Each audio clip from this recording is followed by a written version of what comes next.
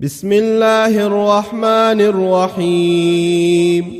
إذا وقعت الواقعة ليس لوقعتها كاذبة خافضة رافعة.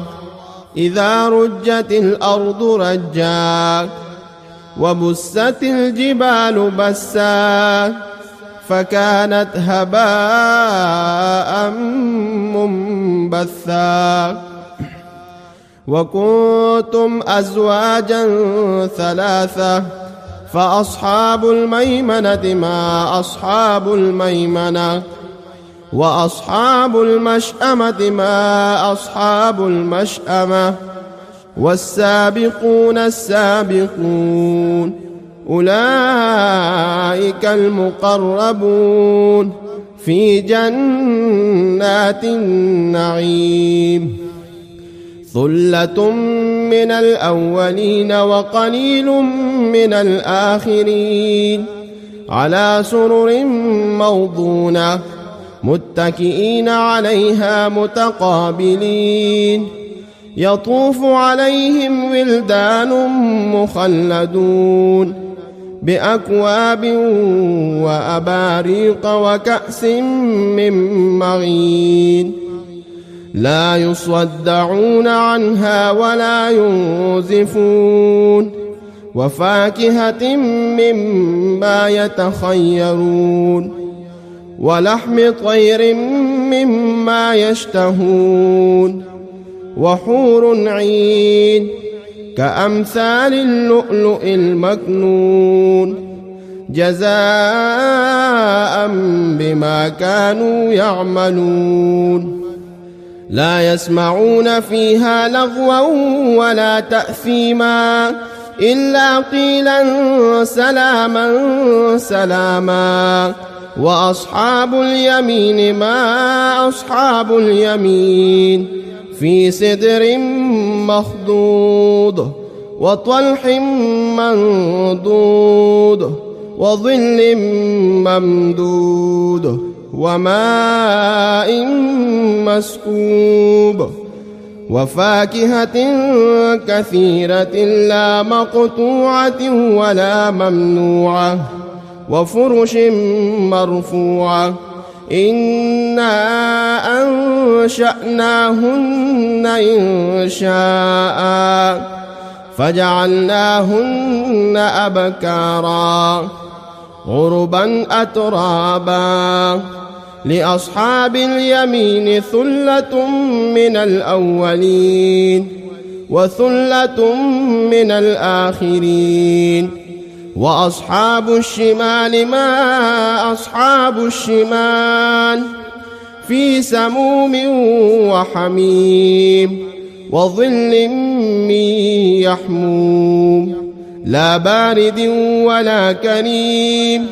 إنهم كانوا قبل ذلك مترفين وكانوا يصرون على الحنث العظيم وكانوا يقولون أئذا متنا وكنا ترابا وعظاما أئنا لمبعوثون أو آباؤنا الأولون.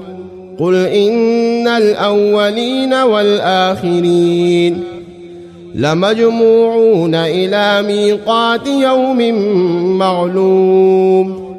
ثم إنكم أيها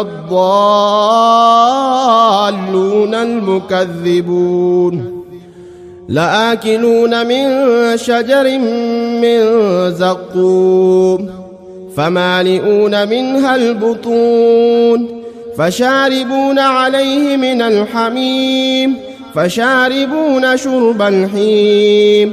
هذا نزلهم يوم الدين نحن خلقناكم فلولا تصدقون. أفرأيتم ما تمنون أأنتم تخلقونه أم نحن الخالقون. نحن قدرنا بينكم الموت وما نحن بمسبوقين على أن نبدل أمثالكم وننشئكم فيما لا تعلمون ولقد علمتم النشأة الأولى فلولا تذكرون أفرأيتم ما تحرثون أأنتم تزرعونه أم نحن الزارعون لو نشاء لجعلناه حطاما فظلتم تفكهون إنا لمغرمون بل نحن محرومون أفرأيتم الماء الذي تشربون أأنتم أنزلتموه من المزن أم نحن المنزلون